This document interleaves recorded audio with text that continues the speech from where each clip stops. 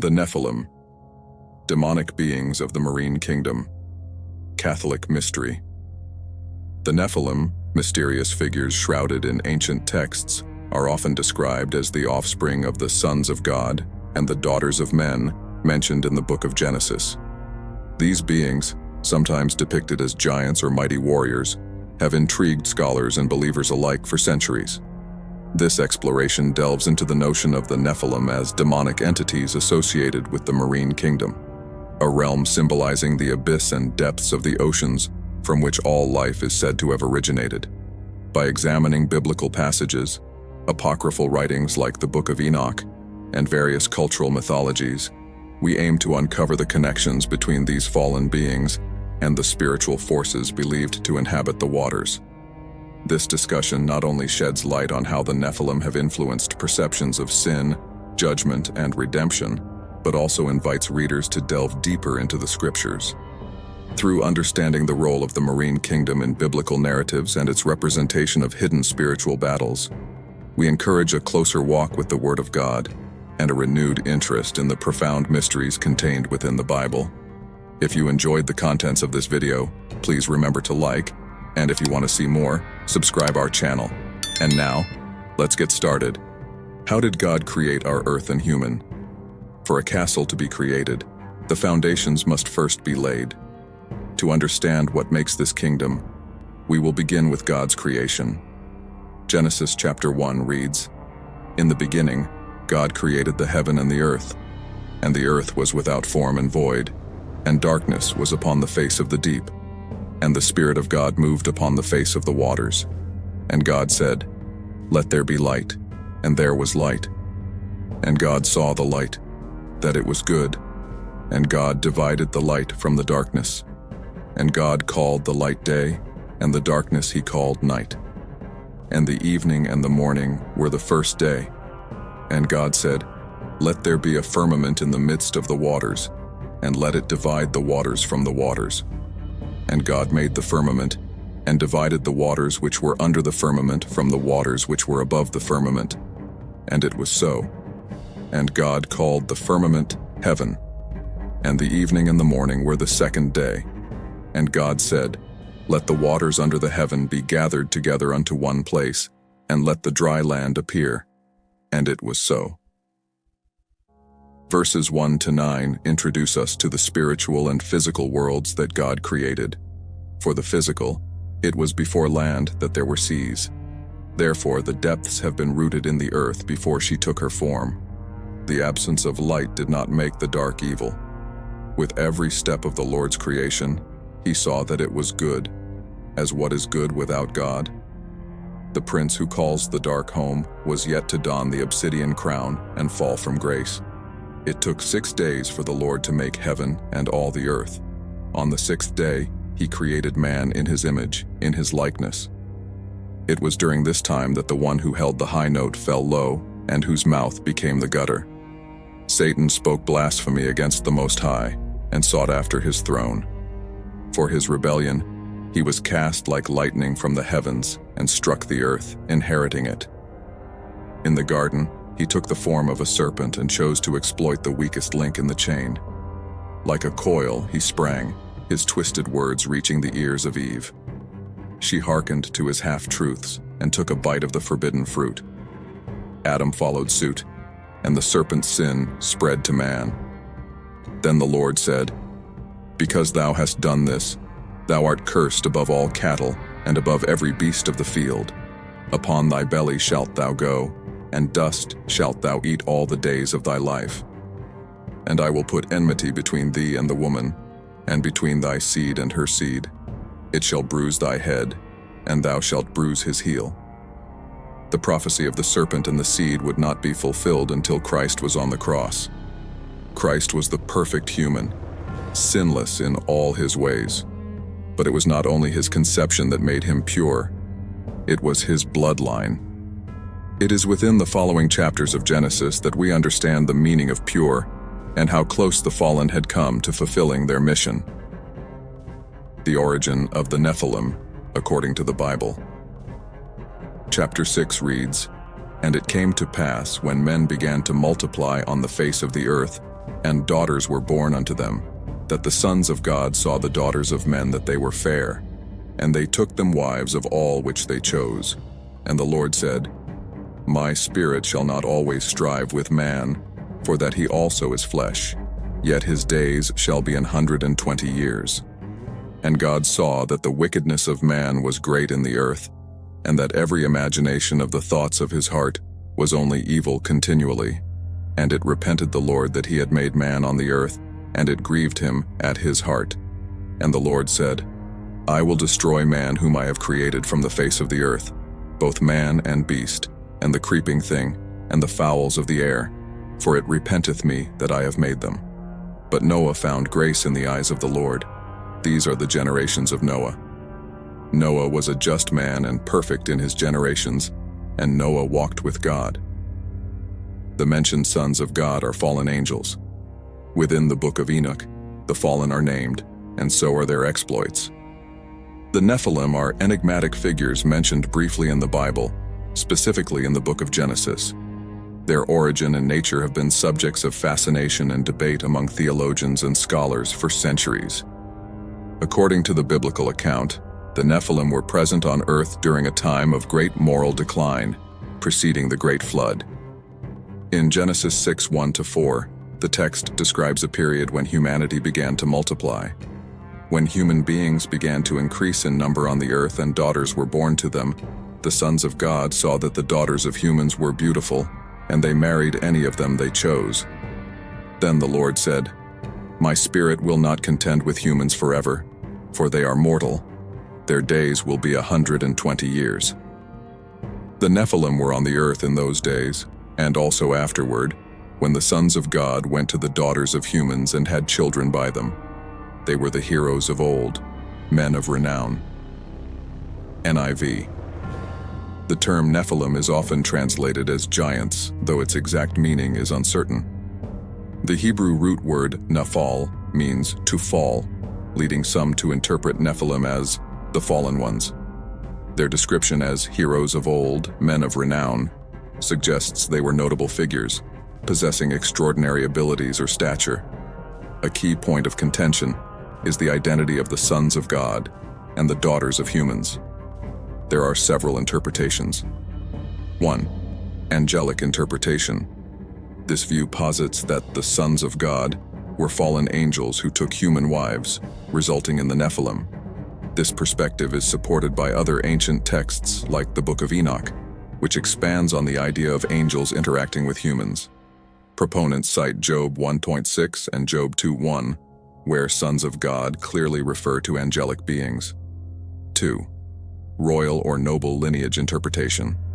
Another interpretation suggests that the sons of God were descendants of Seth, Adam and Eve's third son, representing a godly lineage, while the daughters of humans were descendants of Cain, representing an ungodly line. The intermarriage between these groups led to moral corruption. 3. Tyrannical leaders. Interpretation. Some scholars believe the sons of God were powerful rulers or kings who were deified or considered themselves divine. Their unions with women could have produced offspring of significant influence, the Nephilim being warriors or giants in a metaphorical sense. The presence of the Nephilim is associated with increasing wickedness on earth, prompting God to declare his intent to limit human lifespan and eventually to bring about the flood as a means of cleansing. The narrative implies that the Nephilim contributed to the moral decay of humanity. Further mentions of giants in the Bible, such as the Anakim and Rephaim, have led some to speculate that remnants of the Nephilim survived the flood, or that similar beings arose afterward. For example, Numbers 13:33 recounts the spies sent by Moses reporting, "We saw the Nephilim there. The descendants of Anak come from the Nephilim. We seemed like grasshoppers in our own eyes, and we looked the same to them." The origin of the Nephilim raises profound questions about the boundaries between the divine and human realms. It touches on themes of transgression, the corruption of purity, and the consequences of defying established order. The brief but impactful mention in Genesis sets the stage for the ensuing judgment through the flood, emphasizing the severity of humanity's deviation from God's intentions. In conclusion, While the Bible provides limited information about the Nephilim, their origin serves as a pivotal element in the narrative of early Genesis, whether viewed as the offspring of celestial beings and humans, symbolic of intermingled righteous and unrighteous lines, or representations of ancient tyrants. The Nephilim embody the escalating sinfulness that led to divine intervention. Their story invites readers to reflect on the complexities of interpretation and the enduring mysteries within the biblical text. The connection among Nephilim, Noel, and the Great Flood. Enoch was the great-grandfather of Noah. Within the Bible, he did not perish on the earth. Instead, he was taken by God at the age of 365. The history of the Book of Enoch and the contents therein I have covered within my previous videos. In those, I discuss why the flood was necessary, as all flesh had become corrupted beyond repair. Quote, "The importance of how Noah was perfect and what made him perfect is revealed when reviewing the Hebrew text. In verse 9, we read that Noah was righteous and blameless. This word translated as blameless is the Hebrew word tamim. It means without blemish, sound, healthful, without spot, unimpaired. It describes a lack of physical blemish. The use of the word suggests that Noah did not have the same genetic difference that the majority of the population of the earth had. Noah had no tarnished genetic changes brought about by the fallen angels' invasion or incursion into the human species. This corruption began with heavenly seed intermingling with earthly bodies. Genesis 6 verse 4 is where we read the word Nephilim. This word not only applies to the giant, but also it has come to mean the disembodied spirits that once held the breath of life and subsequently perished in the flood. The Nephilim defiled all flesh.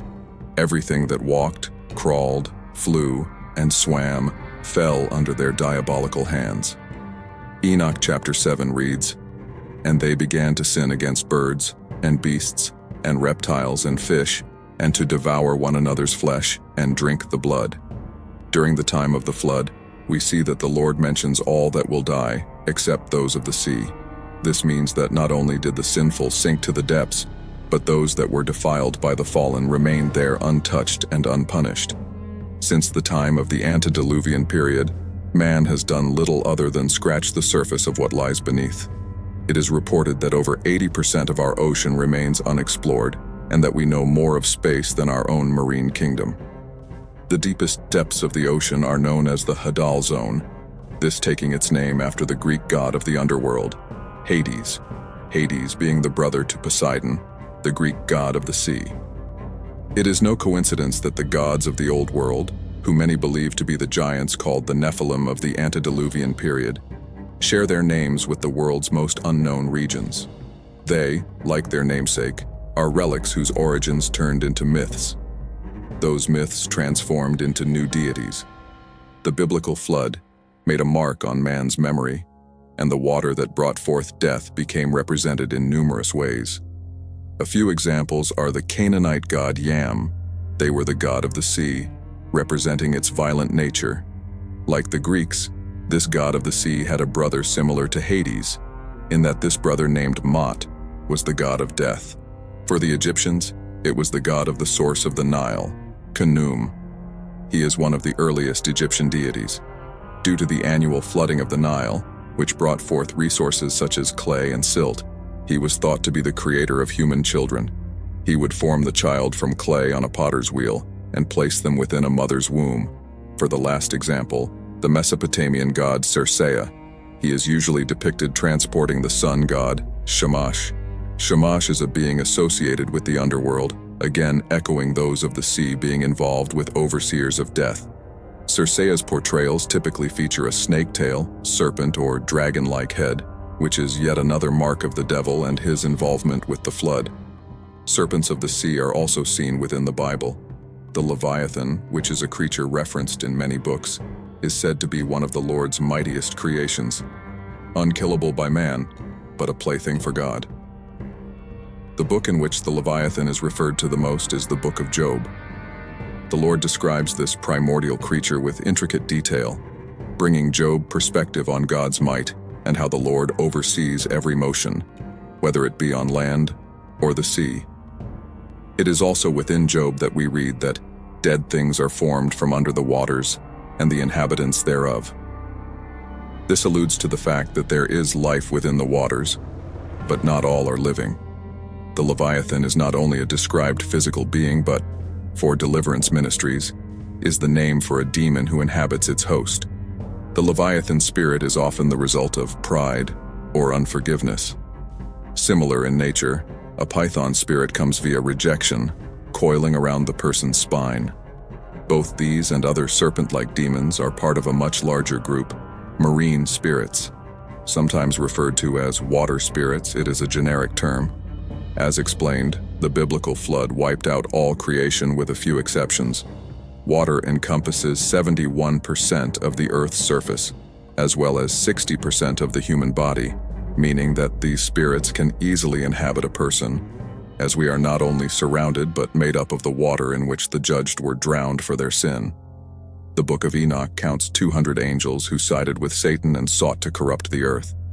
And although it describes their offspring, it does not say how many were produced. This is how those without Christ, which is unfortunately a large percentage of the earth, can be inhabited by more than one demon at one time. An example of this occurring is actually seen during the times of Jesus. The book of Mark chapter 5 reads, "And they came over unto the other side of the sea, into the country of the Gadarenes. And when he was come out of the ship, immediately there met him out of the tombs a man with an unclean spirit, who had his dwelling among the tombs. And no man could bind him, no, not with chains, because that he had been often bound with fetters and chains. And the chains had been plucked asunder by him, and the fetters broken in pieces. Neither could any man tame him. And always, night and day, he was in the mountains and in the tombs, crying and cutting himself with stones. But when he saw Jesus afar off, he ran and worshipped him, and cried with a loud voice and said, What have I to do with thee, Jesus, thou Son of the Most High God? I adjure thee by God, that thou torment me not. For he said unto him, Come out of the man, thou unclean spirit. And he asked him, What is thy name? And he answered, saying, My name is Legion, for we are many. And he besought him much that he would not send them away out of the country. Now there was there nigh unto the mountains a great herd of swine feeding. And all the devils besought him, saying, Send us into the swine, that we may enter into them. And forthwith Jesus gave them leave. And the unclean spirits went out and entered into the swine. And the herd ran violently down a steep place into the sea. They were about 2,000, and were choked in the sea. These verses reveal many things. Jesus had traveled into the country via a ship. It is here by the sea, that is, by the marine kingdom, in which he meets a man who is ravaged by a legion of demons. The demons instantly recognize Jesus as he is the Son of God, and they know their judgment will come. However, they do not know when. The devil knows the word, but he does not know the end.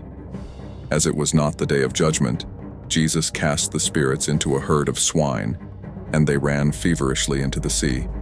The demons' objective was not to continue surviving within these lesser hosts. Rather, they were to use the pigs as a means of transportation, returning the demons to their kingdom. This is not the only time that the prophecy of the serpent and the seed is symbolized during the times of Jesus. Were there any Nephilim left after the great flood? The Nephilim, mentioned in the Bible as the offspring of the sons of God and the daughters of men, are enigmatic figures whose existence raises intriguing questions about the period following the great flood. According to the Book of Genesis, the flood was a divine response to the pervasive wickedness on earth, intended to cleanse the world of corruption. This leads to the question, did any Nephilim survive this cataclysmic event? In Genesis 6:4, it is written, The Nephilim were on the earth in those days, and also afterward, when the sons of God went to the daughters of humans and had children by them. NIV. The phrase, and also afterward, has been a focal point for scholars and theologians. Some interpret this to mean that Nephilim existed both before and after the flood, suggesting their lineage continued, despite the deluge intended to eradicate such corruption. Further evidence comes from Numbers 13:32-33. where the Israelite spies sent by Moses into Canaan report, "All the people we saw there are of great size. We saw the Nephilim there. The descendants of Enoch come from the Nephilim. We seemed like grasshoppers in our own eyes, and we looked the same to them." This passage implies the presence of Nephilim or their descendants in Canaan long after the flood. The mention of the descendants of Enoch, known as the Anakim, being linked to the Nephilim suggests a continuation of their lineage. Several interpretations address how Nephilim could exist post-flood. 1. Survival of Nephilim. Through the flood. One theory posits that some Nephilim survived the flood, possibly through divine intervention or by seeking refuge in places not affected by the waters. This view is speculative, as the Bible states in Genesis 7:21-23 that all flesh died, except those on the ark with Noah. 2. Reoccurrence of angelic interactions. Another perspective suggests that after the flood, fallen angels once again intermingled with humans, producing new Nephilim. This would explain their presence in later biblical narratives. However, this theory raises theological questions about the extent and frequency of such interactions. 3. Figurative language and exaggeration. Some scholars argue that the spies' report in Numbers was exaggerated due to fear. Describing the inhabitants as Nephilim could have been a metaphorical way to express their formidable appearance, rather than a literal identification. 4. Cultural memory and legendary status. It's possible that the term Nephilim became a part of the cultural lexicon to describe any giant or mighty warrior. The Anakim and other giants mentioned could be human tribes of great stature, labeled as Nephilim due to their imposing presence. 5. Lineage through Ham's wife. A less common theory suggests that genetic traces of the Nephilim survived through one of Noah's daughters-in-law. If one of the wives carried Nephilim ancestry, it could account for the resurgence of giants post-flood. This idea is speculative and not directly supported by the biblical text. The theological implications of Nephilim existing after the flood are significant. If they did survive, it raises questions about the completeness of the flood's purging effect. However, the overarching biblical narrative emphasizes God's sovereignty and the fulfillment of His purposes, despite human or supernatural opposition. In general, the question of whether any Nephilim remained after the Great Flood is open to interpretation. Biblical references provide clues but no definitive answers. The passages in Genesis and Numbers can be read in multiple ways, each with its own implications. Whether the Nephilim's post-flood existence was literal, symbolic, or a matter of linguistic expression, their mention serves to highlight themes of human fear, the consequences of disobedience, and the ongoing struggle between divine intent and earthly realities. Tapestry. These possibilities encourages a deeper engagement with the text and a better understanding of the complexities within biblical history. The Book of Matthew, chapter 14 reads, "And straightway Jesus constrained his disciples to get into a ship and to go before him unto the other side, while he sent the multitudes away. And when he had sent the multitudes away, he went up into a mountain apart to pray. And when the evening was come, he was there alone. But the ship was now in the midst of the sea, tossed with waves, for the wind was contrary. And in the fourth watch of the night Jesus went unto them walking on the sea. And when the disciples saw him walking on the sea, they were troubled, saying, It is a spirit. And they cried out for fear. But straightway Jesus spake unto them, saying, Be of good cheer, it is I, be not afraid. As I stated in the beginning, when the Lord made heaven and earth, the earth was without form. Light had yet to come into existence, and yet the dark was good. Jesus goes out into the sea at night. It is said that the light will always overcome the dark. Jesus is the light of the Lord. He is the Word made flesh. Him walking upon this deep abyss is parallel to the time of creation when his spirit hovered over the waters. Now he walks upon its face, his heel crushing the serpentine waves and those that dwell within. He is a conqueror of the dark, of the deep, of the fallen things that sank to the bottom that await judgment. In conclusion, Those of the marine kingdom came into existence outside of God's will. They cannot go to heaven, neither can they go to hell. Their plane is the earth, and the waters are their home. They are the river from which flows sinister intentions. They twist and turn, awaiting the opportunity to be invited. Through sin, the door is opened, and like a tide, they flood your temple. Only through him will legions flee, darkness hide, and devils cower. He is the way, the truth, and the life. Only through him can you be saved. In exploring the enigmatic realm of the Nephilim and their association with the marine kingdom, we have delved into a complex tapestry of biblical narratives, ancient texts, and cultural mythologies. The Nephilim, born from the union of the sons of God and the daughters of men, represent a profound corruption of God's creation, leading to a cascade of sin that permeated all forms of life on earth. Their influence extended beyond humanity, defiling birds, beasts, reptiles, and even fish, as depicted in the Book of Enoch. This widespread corruption necessitated the Great Flood, a divine reset intended to purge the world of this pervasive iniquity. The concept of the marine kingdom serves as a metaphor for the abyss, the depths where these fallen entities are believed to reside. Despite the flood's cleansing, the spirits of the Nephilim are portrayed as lingering in the watery depths, untouched and unpunished, awaiting opportunities to influence the living.